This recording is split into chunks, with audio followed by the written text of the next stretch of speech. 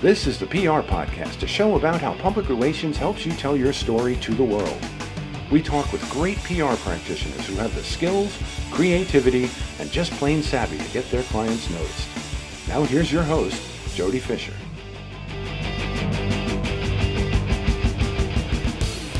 Hey everyone, and welcome to the PR Podcast. I'm Jody Fisher. Thanks for joining us. Well, if you would like to be a guest on the PR Podcast, all you got to do is ask. We have 52 episodes a year. We publish an episode a week, and so we need 52 guests a year. And we want to hear from a diverse group of people, not just what they do, but their backgrounds, where they are in the country, where they are in the world. You know, we're based in the U.S. I live on Long Island, but we've had guests on who are based in Germany, based in the U.K. We had a guest recently who was stationed in, I think it was Singapore. PR is all around the world, and it gets done differently all around the world, and it gets done differently based on a whole bunch of other criteria. So we want to hear from you. Drop us a line at any of the socials at the PR Podcast, or the best way to do it is to send me an email, jody@jodyfisherpr.com.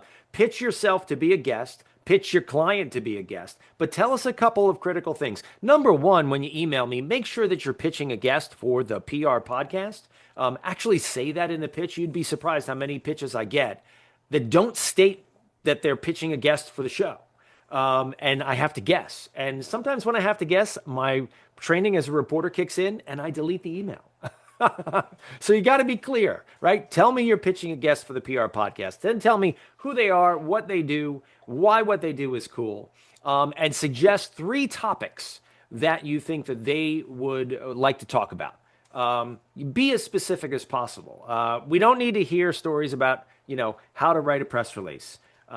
We might want to hear about an interesting way about how you monitor for PR hits. Or the metrics that you use. We've had some people on talk about metrics, and that's one of the age-old conversations in public relations is, how do you measure the effectiveness or the ROI of a PR campaign? Point being, be specific. Give us 3 things you want to talk about. Tell us you want to be on the show.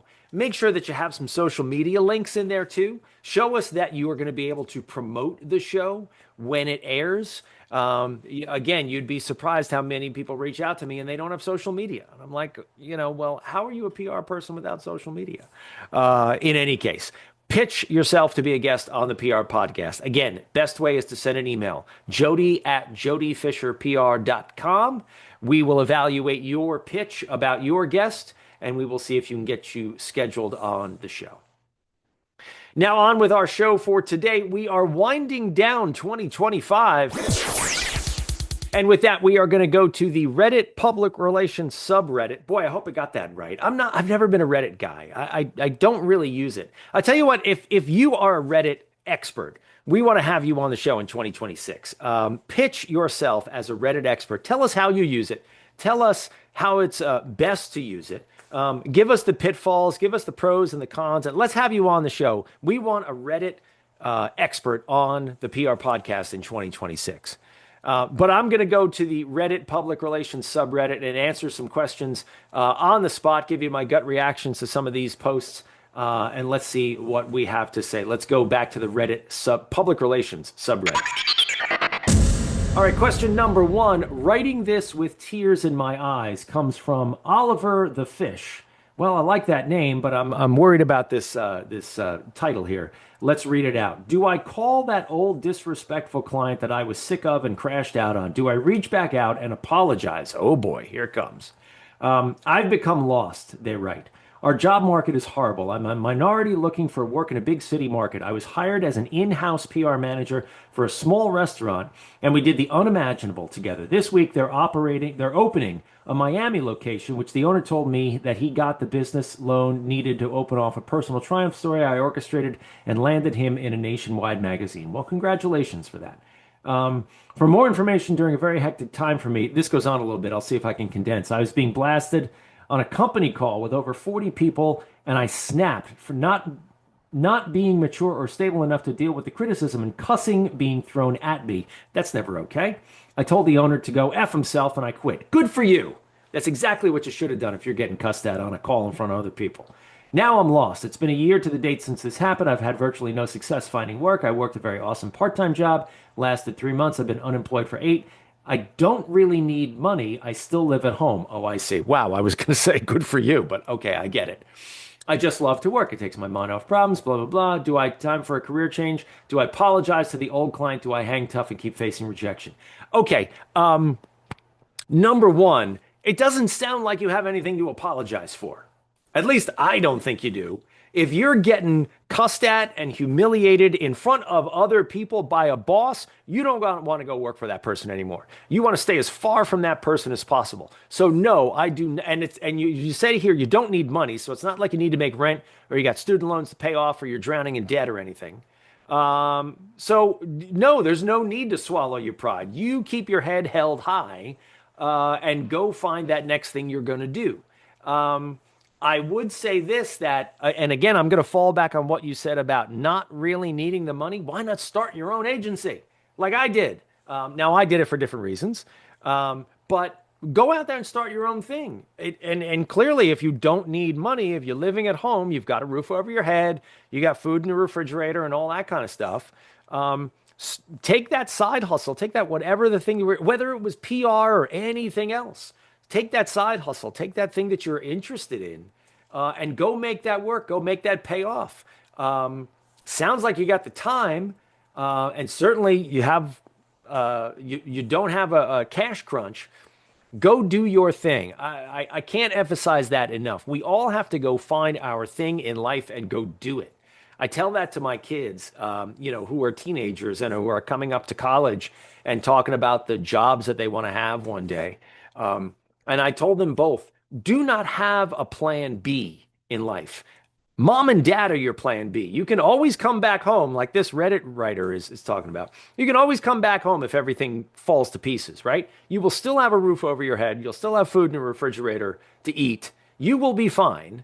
Go do your thing. Go do plan A. So that's the recommendation that I would give to this Reddit poster. Go do your plan A. You want it? Go get it. All right, Reddit question number 2 comes from Not Dead, Just Sleeping. Oh, sorry. Wow. The eyes are not as good as they used to be. I'm reading this off the screen. Such tiny print. But they write career advice, corp comm to internal comm. I am currently an in-house corporate comms role, including media relations, social media, and internal communications. Congratulations. You're doing 4 jobs for the price of 1. I enjoy my role, my team, and my company is interesting. Good for you. I'm happy. However, I'm dissatisfied with my salary. Big surprise. And I'm currently interviewing for an internal communications role, looking for advice from folks who have made this jump. I'm early in my career, 6 years experience, and mentors and bosses have told me that not doing any external comms work can pigeonhole your career as a comms person. There might be something to that. Should I continue to get external comms experience before making a switch solely to an internal role? Any advice is appreciated. Thank you. Okay. I have been internal PR. I have been agency PR. I failed miserably as an internal PR person, as a corporate communications person. I just found those environments to be suffocating. As I explain it to people, I used to have to fill out 10 forms just to write a press release. And that is not my nature.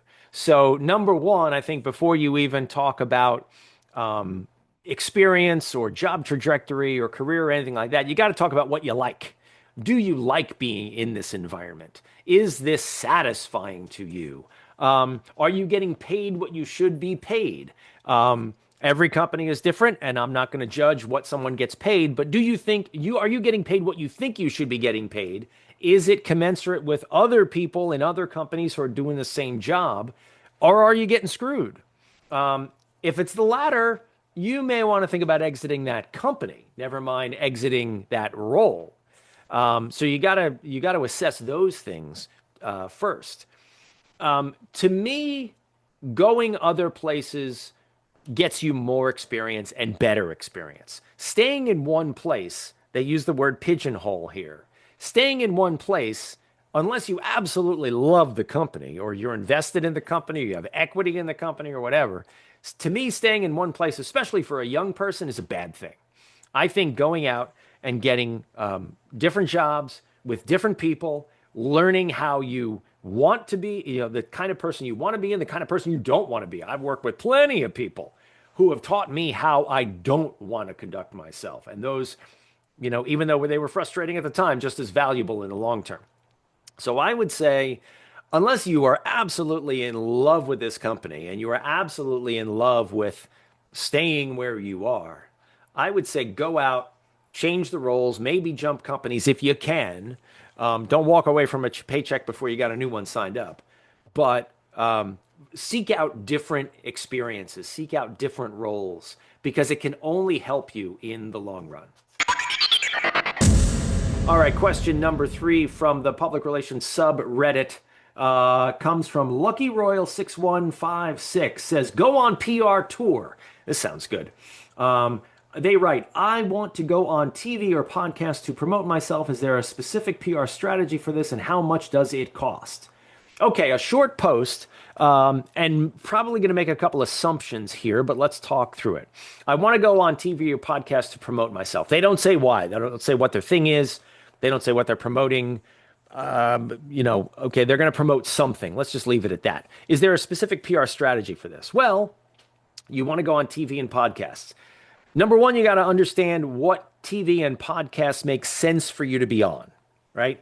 I use the old analogy of, almost every client in my career has sat down across a table in front of me in our first meeting and said, we want to be in the New York Times. And my question back to them is why? Is the New York Times where your audience is? And I'm not picking on the New York Times here. So before you throw yourself into the TV and podcast galaxy, trying to get yourself booked, ask yourself which outlets make sense, and you base that on which outlets talk to the audiences that you want to be talking to. As an example, you would not pitch yourself if you are a chef. You wouldn't be pitching yourself to tech podcasts unless you have a cool gadget that you use in the kitchen. Pitch the outlets that make sense. Make a small list of those things, and then find those outlets, and then do some elbow grease research online and see if any of those outlets on their websites or wherever else they live online, maybe their social media or what have you, have contact pages. Whether you can send them a form, you can send them an email, you can hit them up with a DM. I caution that last one, because that could seem annoying without a proper introduction. But I would say make the list of the outlets you want to be on, and then find the contact information for those outlets as long as they make sense, and then start to reach out to them. That answers your other question. Is how much does it cost? Doing that, it costs you nothing but your time.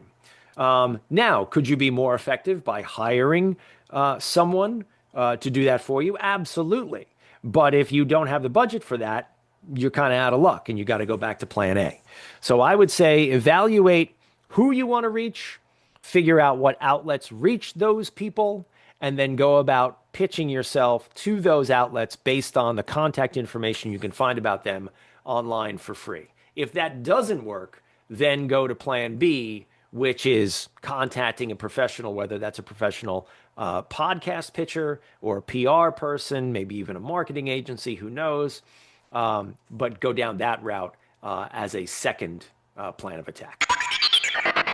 All right, question number 4 now comes from Loose Sandwich 1014. These Reddit names are great. I should be on Reddit more just for the poster names. I would be so boring on here. But they write, headline, I love my career, but I don't know where to settle. How did you find your ideal role? I love these kinds of questions. So let's run this down. It's a little long. We'll see if we can condense. So they write, I graduated college about 2 years ago, and since then I've gained good experience in various comms jobs. Government communications, including press releases, photo, video, blah, blah, blah. Okay. Also in government, I worked in a department handling citizen complaints, conducted outreach sessions to educate citizens, did community management for business and social media. If you ask me, I've enjoyed every single one of these jobs, mainly because I love communications in general. That is really good that you've figured out that you like this. That will take you further than anything. Whether it's PR, journalism, social media, I like to gain that experience and learn from it. However, here it comes. I would like to settle in a field where I can evolve and specialize in. What's my best bet if I'm looking for the most profitable? I don't ask that question yet, but let's come back to it. Of which side of communications offer the best growth? That is a better question. What type of jobs can I look into? Anyone else have experience with this juggling between different fields of comms? Okay. Like I said, one, don't worry about what's profitable. Worry about what you like. Now, I know that may sound naive and easy for a 55-year-old guy to talk about when, 30 years of his career is in the rearview mirror. And I've been through some hard times like this person might be going through. Um, but if you enjoy what you do, the money is going to follow you. If you enjoy what you do, you're going to get better and better and better at it. And then the accolades and the money and the elevation will all come naturally. Don't just chase the paycheck.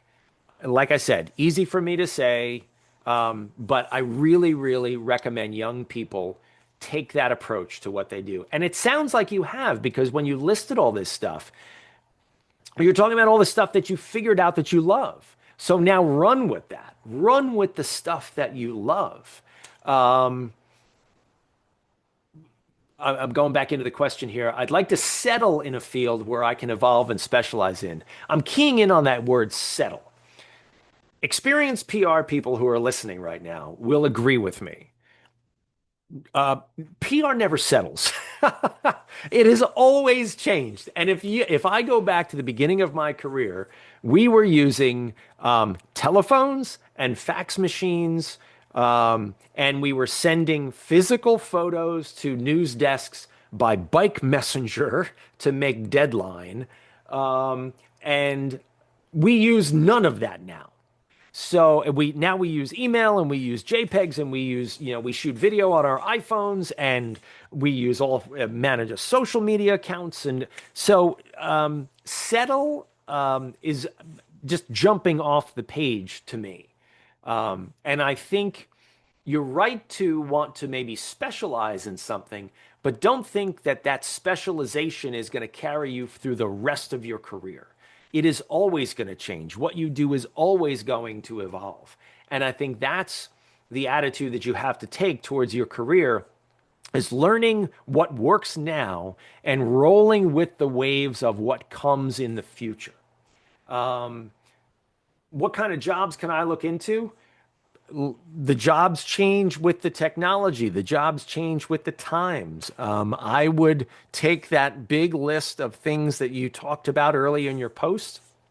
Government communications, press releases, media relations, community management. Boy, you could work for, politicians. You could work for community boards.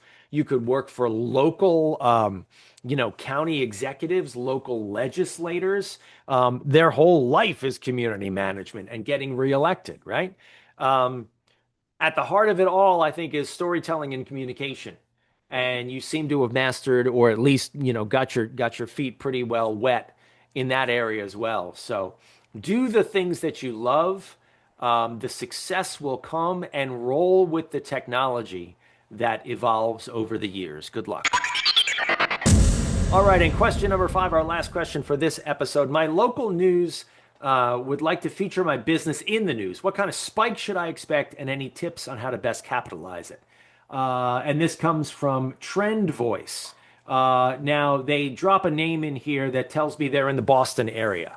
So let's use that as a context. My business is gourmet dog truffles filled were real enrichment. Meat, etc. They're beautiful and unlike anything ever seen. Okay, one, I'm in on the dogs. Love my dog, my golden doodle. And people spend billions of dollars a year on their pets. So as a business, hopefully you're doing really well. The local TV station in Boston wants to feature my small business for a Valentine's Day segment. They'll be filming me in my kitchen, and the piece will air a couple times, 5 times or so. Could really use advice to better understand why I'm getting myself into, or maybe what I'm getting myself into. How many orders should I realistically prep for? Okay, great question. I know it varies a lot, blah, blah, blah. If I hand make everything myself, so I'm trying to predict what is possible. Anyways, I can capitalize on this from a PR perspective. All right, they go a little further on, but the crux of this is, all right, I'm gonna get into some PR. I'm gonna get some exposure. By the way, which is great. Congratulations, because you know how many people do product pitches to local broadcast and local media at holiday times and all that kind of stuff. I mean, hundreds and hundreds of businesses. So just the fact that you're getting featured, that you know you're going to get featured, bravo. I mean, congratulations. It's great. And you're really smart to be asking that question. Inventory. This is all about inventory. Okay. And if it's a Valentine's Day segment, the turnaround, the turnaround is going to be quick, right? We're not talking about you have 6 months to prep for this. If you're making it all yourself, I would hep yourself up on coffee and make as many as you can, because if it's as great as you say it is, and people are going to respond in that way, and like we said, people spend money on their pets like billions and billions of dollars a year. I would get as much inventory in the house as you possibly can, because you're going to have to fill these orders immediately.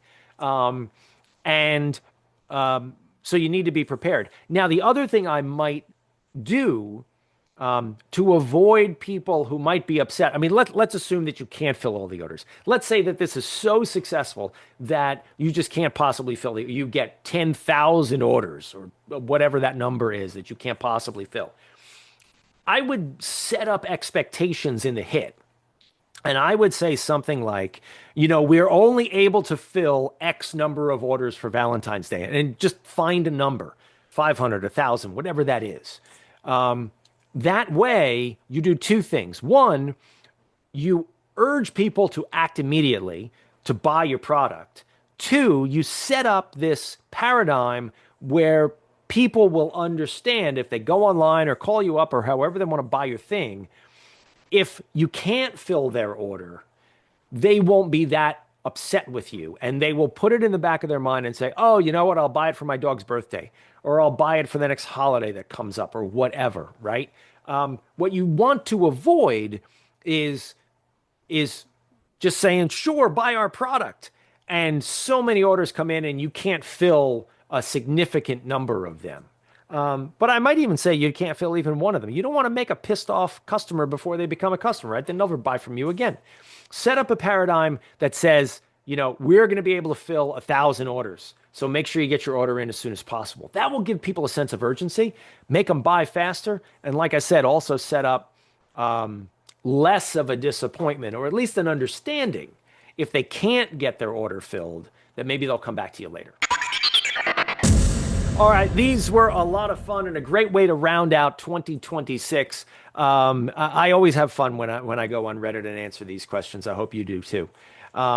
Like we said, this is our last episode for 2026. We appreciate you hanging with us for another year. Boy, I think we started this back in 2020. So we're now up to, 5-6 years worth of episodes. And we're still going. Like I said, if you want to pitch yourself to be a guest on the PR podcast, please drop us a line, jody@jodyfisherpr.com. Until then, we're going to say thanks everyone for listening. Please remember to subscribe to the show, connect with us on Facebook, Twitter, Instagram, and TikTok at The PR Podcast, and send us a question or a comment. Our intro is by Christopher Appold. You can find him and his fantastic photography on Instagram at Christopher_APPOLDT. Check him out there and hire him for all your photography needs. You can find me online at Jody Fisher on all the socials and on the web at jodyfisherpr.com. We'll see you next time on the PR Podcast.